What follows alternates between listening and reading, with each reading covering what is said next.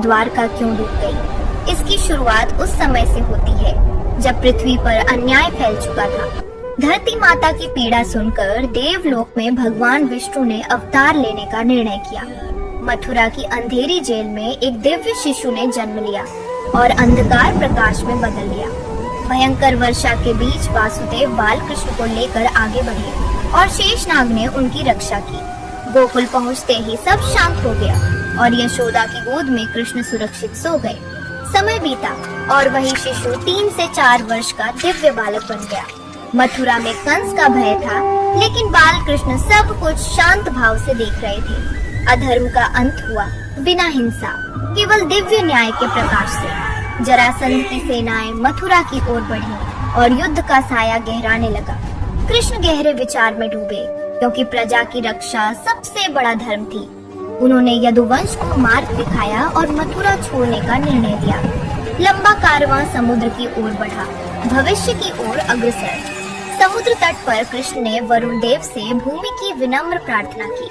समुद्र पीछे हटा और धरती प्रकट हुई। यह धर्म की विजय थी।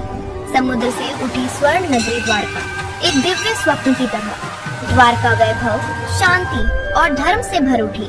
कृष्ण राजा होकर भी सेवक बने और प्रजा को परिवार माना। समय के साथ यदुवंश शक्तिशाली और समृद्ध हो गया, लेकिन शक्ति के साथ कुछ हृदयों में अहंकार भी जन्म लेने लगा।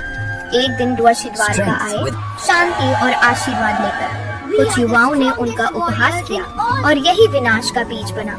ऋषियों का शाप गूंजा, यदुवंश अपने ही हाथों नष्ट होगा। कृष्ण ने सब शांत भाव से स्वीकार किया, क्योंकि यही काल का नियम था। महाभारत समाप्त हुआ, युद्ध तो रुका, पर पीड़ा रह गई। गांधारी अपने 100 पुत्रों के शोक में टूट चुकी थी। वेदना में उन्होंने कृष्ण को शाप दिया और कृष्ण मौन रहे। समय आगे बढ़ा, द्वारका शांत थी, पर नियति जाग चुकी थी। प्रभास तीर्थ में यदुवंश एकत्र हुआ, लापरवाही के साथ। अर्षियों का शाप सक्रिय हुआ और विवाद भड़क उठा। भाई भाई का शत्रु बन गया और विनाश शुरू हो गया। कुछ ही समय में शक्तिशाली यदुवंश समाप्त हो गया। बलराम ने योग बल से देह त्याग दी, पूर्ण शांति के साथ। कृष्ण अकेले वन की ओर बढ़े, अंतिम लीला के लिए। वृक्ष के नीचे वे ध्यान में लीन हो गए। एक साधारण शिकारी अनजाने में वहां पहुंचा, बाण चला और प्रभु के चरण को स्पर्श कर गया। कृष्ण ने मुस्कुराकर शिकारी को क्षमा कर दिया। प्रकाश फैला और श्री कृष्ण दिव्य लोक को प्रस्थान कर गए। भगवान के जाते ही द्वारका असुरक्षित हो गई।